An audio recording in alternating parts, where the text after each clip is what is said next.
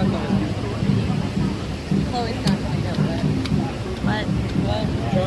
Why, do you want to get wet? Yeah. You're not gonna get wet. Yeah, we Oh. just... My head hurts. Yeah, she does, and I said she's not Ow. going to though.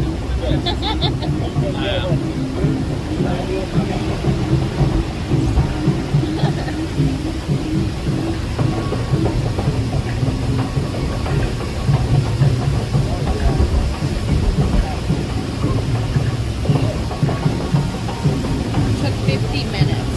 5 short.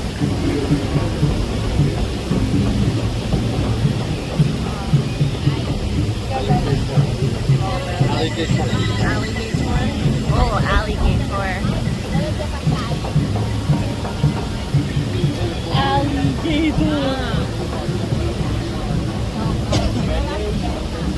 Be careful, Chloe. Ginger bites.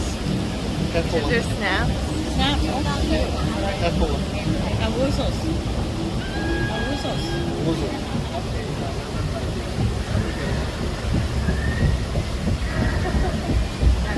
I want to just jump in. Go. So bad.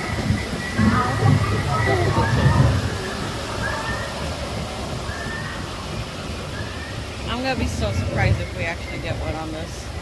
I'm not gonna lie.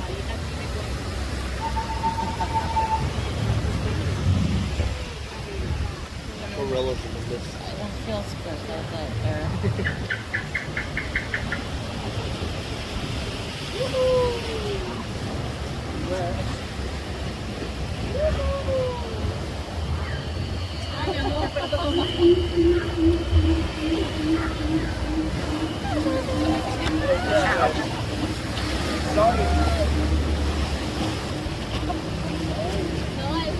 Yeah, I'm just like...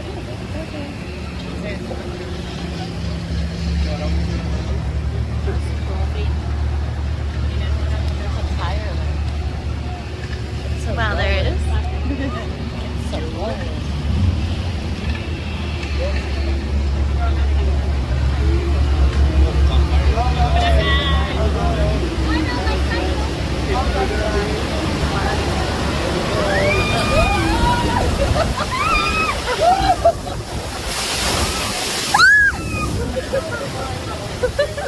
Wow, you got wet.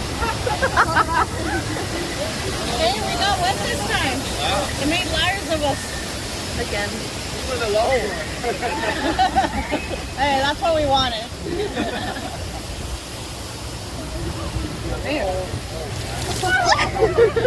Yes.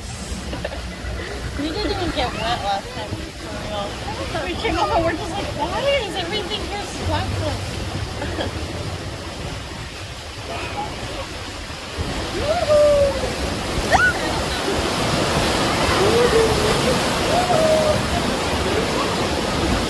Feel better? Okay, so your mine's DC and yours is here apparently that you get like...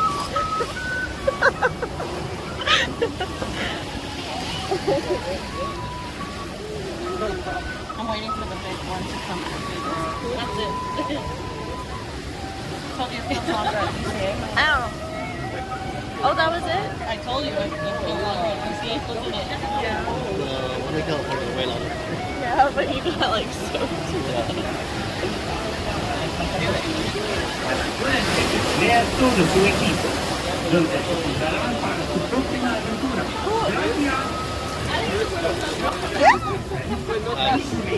Oh, my camera froze. Thanks. Ow. Wow, Chloe! Don't you know how to drive? No. Let you drive the boat and then you get...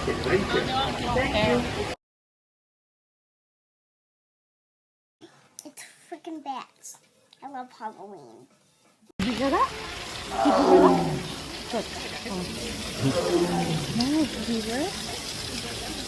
Hold on, because we keep talking to each other. There, did you hear it?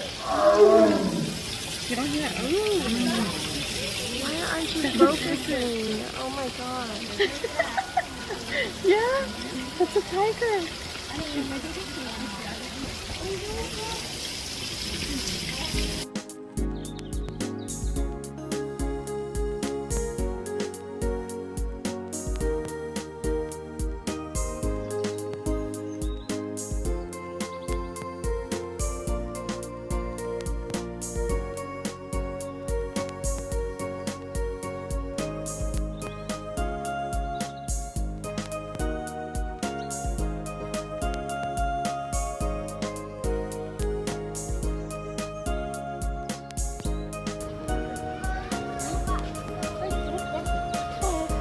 So please, when you pet the animals, don't pet their faces, don't feed them, and wash your hands when you're all done. Go right through the door that says enter when you're ready.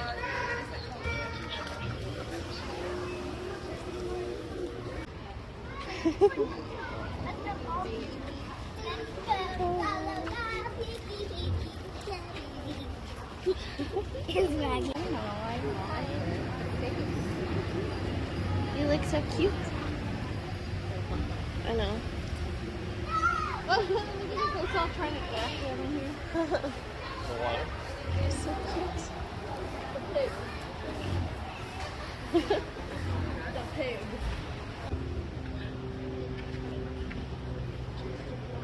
It's eating.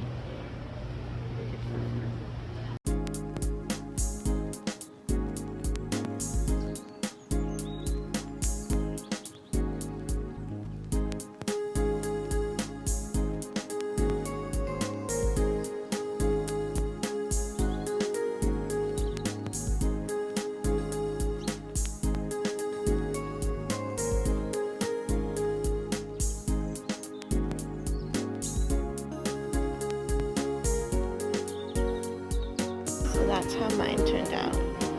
I did a little goggle saying P. Sherman, 42 Wallaby Racing.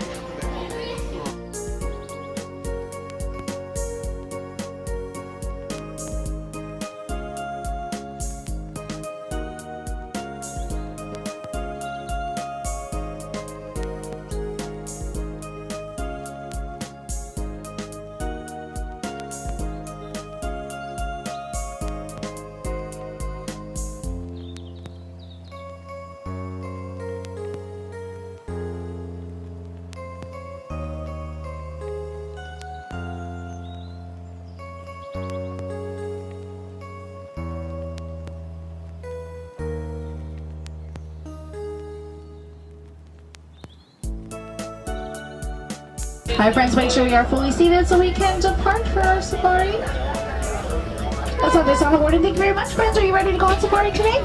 Yeah. Alright, so what are we waiting for? Twin Day, let's go.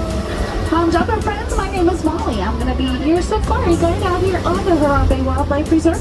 Just a few quick safety reminders. Please remain fully seated facing forward, hands on the street and legs inside the truck. Please do not hand children side to side over the seats or hold them up into the air, even if we're sitting still. We're entering into the animals' homes. Please be quiet, respectful of the animals, no loud unusual noises, and do not reach or call out to them. Hold tight to loose items. Keep your cameras ready. We're here in Little Ituri Forest. Here in Little Ituri, we have animals that are shy and reclusive. Some will try to use their coats and markings to camouflage and hide to their surroundings. Over to the right-hand side, the shyest animal out here, and okapi. Okapi are so shy that whenever they would hear humans, they would run and hide. And because of this, they weren't, oh look, she's doing her yoga. Because of this, they weren't officially discovered by the Western civilization until 1901. Until then, we thought that they were a myth. Now, seeing stripes on their legs, you may think they're related to zebra, but they're actually not. They're the only living relative of giraffe. They have the same skull structure, prehensile tongue, and male okapi even have ossicones, false horns like giraffes do. The stripes on their legs mimic sunlight as it filters through the trees. I'm gonna head around the watering hole. Oh my goodness, there's a black rhino up here. Black rhino is a very rare sight to see anymore. There's only around 5,000 black rhinos left alive in the world today. Now their only threat actually comes from humans. They're highly poached for their horns. Those horns though are made of keratin, the same thing our hair and fingernails are made from. They have a triangular shaped upper lip which is prehensile, means finger-like. They'll actually use that lip to pick stuff up. They're browsers, so they'll pick leaves off of trees and bushes as well. The copper-colored antelopes over here are bongo. Both yes, we're talking about you. Both male and female bongo have horns that slope backwards from their head, allows them to move swiftly and freely through the trees and bushes without becoming entangled on any branches. Now the females are the brightly copper-colored ones. The male is the one walking directly in front of us to the left, have that darker copper color.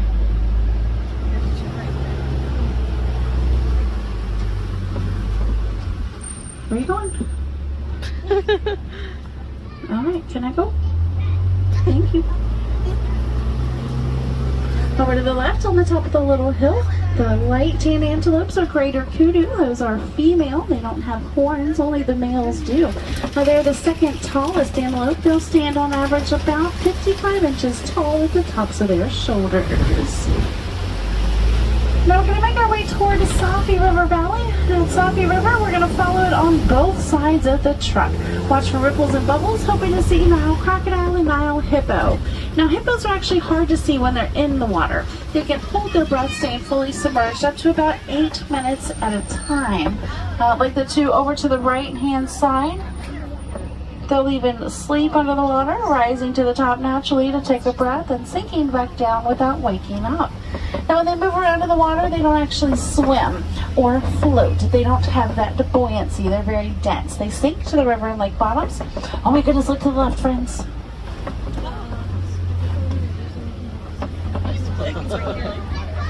Wow.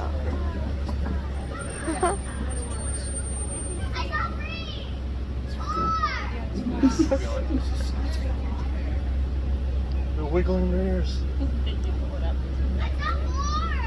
Oh, there's a baby coming out. Oh. Look, there's the baby right there. Oh We see my the baby God. bottom. Baby bottom. Baby hippo bottom. Super, super cute. She's just a little over a year old now. Oh, there she is. So cute.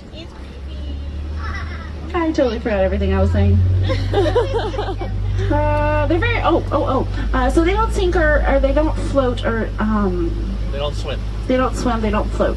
They're very dense. They sink to the river and lake bottoms. They use their legs to push themselves along. Their back legs, when they're moving in, just trying to walk, they look like they're floating behind them, which does give them that illusion of swimming. They'll use their back legs to push off at the bottom to either move faster or push themselves to the surface. To the left, Nile crocodile. Nile crocodile can reach 16 to 20 feet long when fully grown, weighing anywhere between 500 and 750 pounds on average. Now their main diet consists of fish, but they'll take down just about anything that comes around them.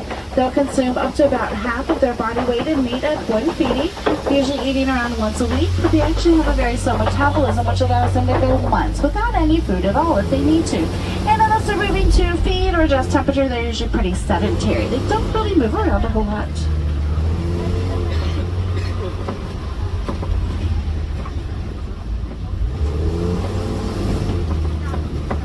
At the top of the hill to the right-hand side, there's a baobab tree.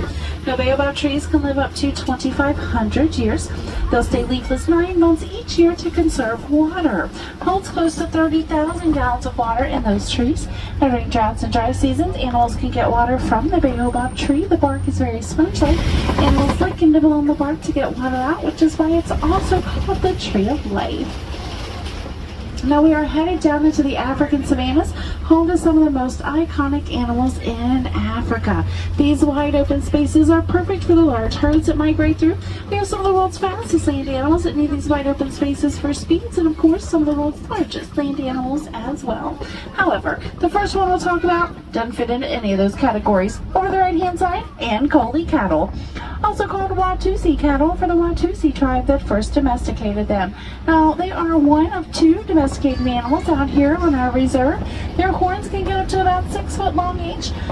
They can have about a 24-inch round base, but they're not quite as heavy as you'd imagine. There is a honeycomb-like structure inside of their horns that they circulate their blood through, releases heat from their body to help them stay cooler.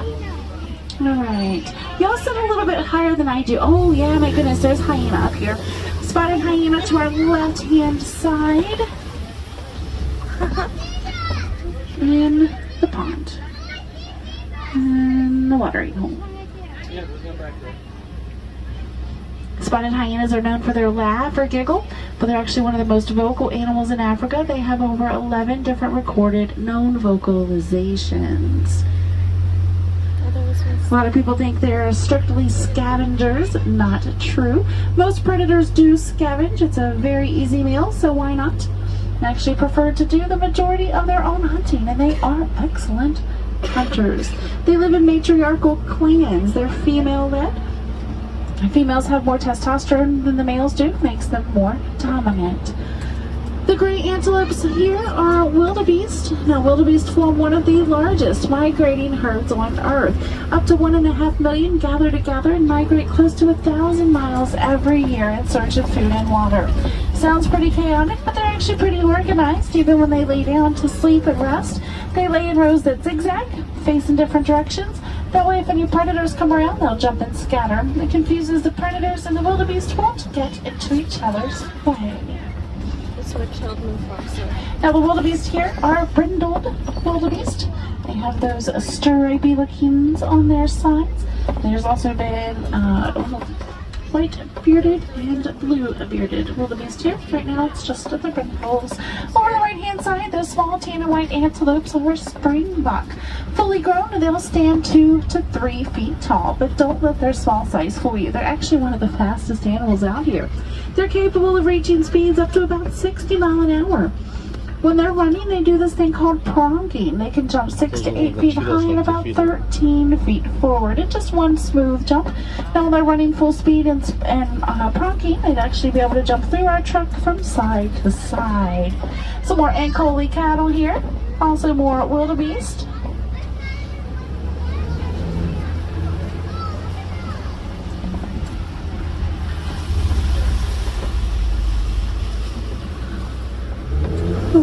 Truck. Let's go over. Big bump. I don't know who made these roads. They made them very bumpy. Alright, let's head around to the left-hand side. There's some watering holes up here that elephants will frequent. Hopefully we'll find or be able to see some elephants while we're in the area. Now, fully grown African elephants are the world's largest land mammal. Big bull males can actually weigh up to about 15,000 pounds. Oh my goodness, there's an elephant there.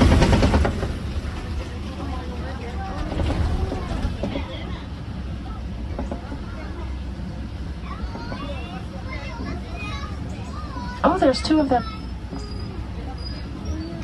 So we have a mom and daughter here. They're slowly kind of moving around the rest of the herd. So we will move forward to see if we can find any more of this herd here.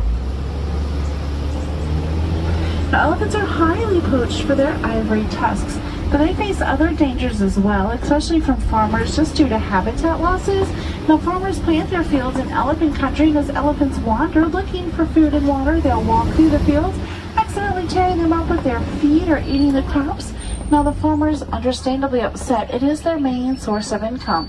However, to keep fields safe, farmers hunt and poach the elephants. Here in the reserve, we do everything we can to help aid in animal conservation. So we teamed up with researchers and conservationists, and by studying the herd on our reserve, we've actually discovered that elephants are scared of honeybees. So we went to Kenya. We talked to farmers who helped us with an experiment, and honestly all they did was put honeybee hives around their fields, and it worked. When the elephants would walk close to the fields, they'd hear the buzzing of the bees. They'd walk around the fields instead of through them. So now the farmers are happy, fields are safe, they're no longer poaching the elephants. And the farmers have the added benefit of being able to sell the honey from the hives to help supplement their income. It's called the Elephants and Bees Project. Now we're trying to get as many farmers involved in the Elephants and Bees Project as possible, trying to get the number of elephants that are poached in Africa to decline. The elephants are poached at a much higher rate than they can reproduce, and we need their numbers to rise because they are keystone species in Africa. They're very important to the environments and ecosystems that they travel through. Now, for example, throughout their lifetime, elephants can travel hundreds of miles and every single day consume up to a couple of 100 pounds of vegetation.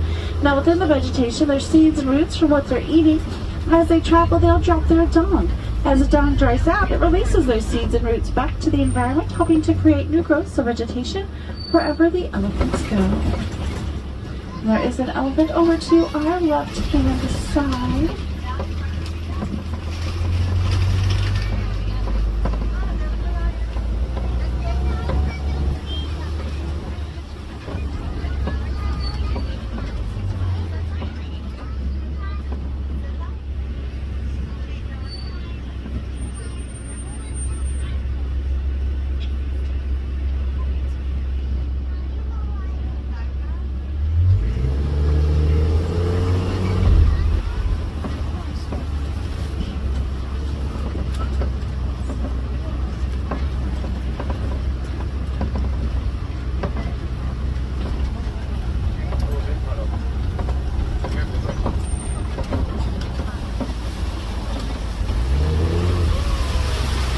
Now I do have some greater flamingo here, the largest, lightest pink of all flamingos. First hatch, they'll have gray feathers. Now if you look, we do have some new hatchlings here on the island. They're in the water here to the far side of the island. They're very large. They look full grown, but they're only about 8 months old. It's going to take them about 1.5 years with their diet of brine shrimp to turn that light pink color. Now the pigmentation is coming from the beta carotene that's in the brine shrimp and the other crustaceans that they eat.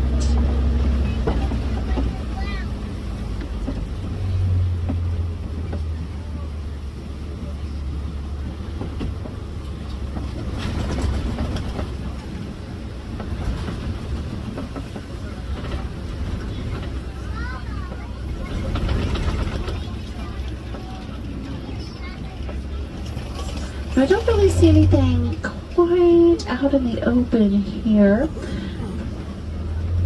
I do watch through the trees as we move around the reserve though, because we'll sometimes find animals just kind of taking naps up in through the trees. It's cooler temperatures in the shade, of course, and provides a better camouflage for them as well.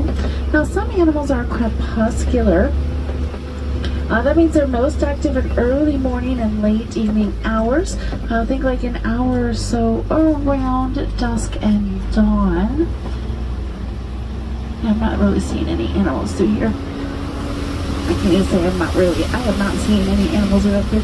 So we're going to keep moving. I just didn't study the trees in this area, so I don't really know what to talk about the trees. I should probably learn a little bit about them anyway, at least a couple of their names. Interesting things about them, because I don't see any animals to talk about.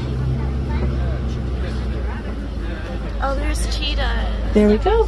Good eyesight, friends. We have cheetah over to the left-hand side in this top corner. Cheetahs are the fastest land animals. They can go from 0 to 60 in about 3 seconds. They'll maintain speeds of 60 to 70 miles an hour for a few hundred yards while they chase their prey. After that first initial chase, they're left completely exhausted. They've used up all of their energy, they're overheated, they need to rest. They can't defend themselves or their prey against any predators that might try to come and take it from them. So cheetahs hunt during the day.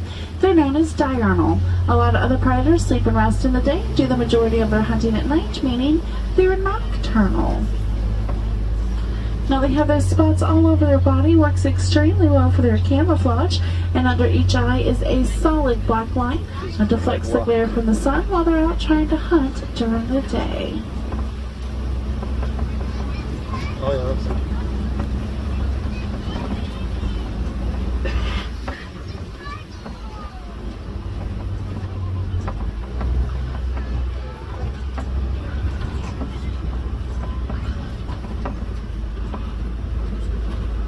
Lions, left-hand side on the rocks.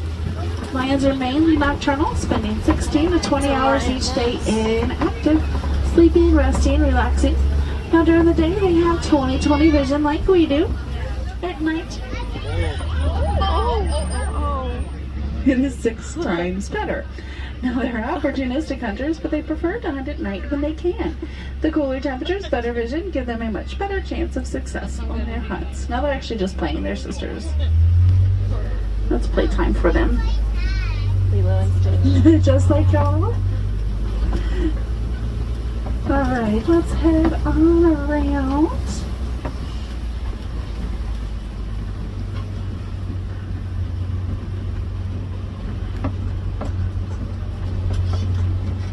Alright. Not seeing a lot of stuff up here. See one of our, over to the right hand side, laying down, we got a couple of antelopes over here. To the right hand side, laying down, the reddish brownish antelope with the little horns is a bontebok, and the other antelopes here are water bucks. Now water bucks are aptly named, always found near water. They secrete oil onto their fur that makes them very nearly waterproof. They have a white ring around their tail that we refer to as a follow me, allows them to follow each other around without becoming lost. Oh, friends, look to the left-hand side. The male lion's walking around over on those rocks. Look right above that tree, or that rock there. He's just gonna be poking out there. There we go. Get this truck out of the way. We'll go slow. Oh, look, he's loving on all the females. Oh, hello. Good mornings. That's their wake-up calls. Or wake-up nose kisses, I should say. I forgot what I was saying. Bonteboks, nearly hunted to extinction. In the early 20th century, 17 left alive in the world. Some of them wandered onto a farmer's field, and the farmer wanted to protect them, so he built a fence around them. He kept them safe from hunters and poachers, and he became one of the main reasons that the Bonteboks have actually come back successfully from the edge of extinction, proving one person can help make a difference. Now this area is Bengati Glen, the edge of our reserve. We have a warden's outpost here. The yellow triangular-shaped box hanging up is a beehive for the Elephants and Bees project, and we're raising Nigerian dwarf goats. They're cute. They can be playful. They're very beneficial. They eat it. Yes, you're loud. They eat a lot. Yes, you're very loud. They eat a lot of the wood and underbrush that the other animals can't or won't eat. Provides better visibility around the outpost and in villages. And their milk is very nutritious. It's high in vitamins and minerals. Has a high butterfat content. Makes excellent cheese. Local villagers will sell in markets. Now we are exiting out of the reserve. We're headed back into the village of Harambe. I do truly hope that you enjoyed your safari out here with me today. It was absolutely my pleasure having you here on the back of my truck. Wilderness Explorers, my truck is Simba 1. Now I love bumbling around the reserve with you, seeing some of the magnificent animals that are in Africa, sharing with you just a little of the knowledge that I have of the animals and conservation efforts. Now an easy way to help out with some conservation, reduce our use of plastics, and then actually properly recycle what we use on a daily basis. Now we're turning onto the main road. Double check your rows. Make sure you have all of your belongings. If you need a trash can or recycling bin, we'll have some on the main dock for you. Now here in Harambe, we don't say goodbye. It's too sad and final. Here we leave each other with Kwaherini, meaning it to go well. And again, my name is Molly. If you have any questions or you want to say hi, don't be shy. Head up to my front window. I'll be more than happy to talk to you and answer any questions that I can. Watch your hands, arms, feet, and legs on the right. Doors are sliding open. Watch your head and step as you exit. Kwaherini friends, go out, go make a difference. Enjoy the rest of your day here in Harambe in Disney's Animal Kingdom. Kwaherini friends. Thank you. Kyrgyzstan, you are very welcome. I got chips right now with my hot dog, as you guys saw, and I put them in my pocket so I could just I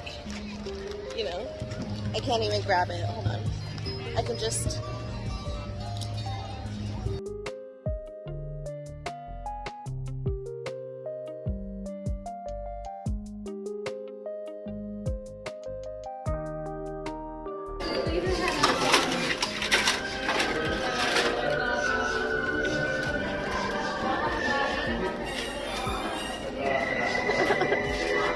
I'm gonna start crying. Oh my god.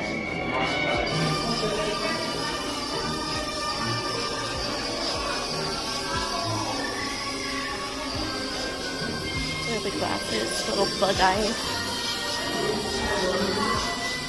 Tough to be a bug.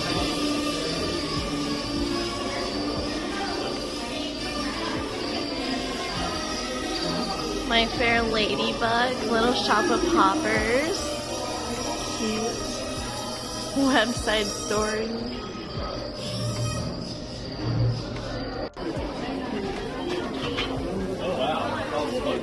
Oh my god, it's happening.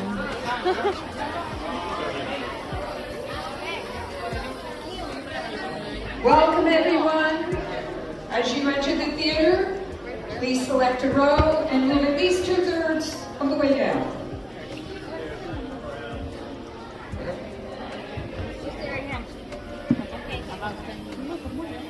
Oh my god. Wow.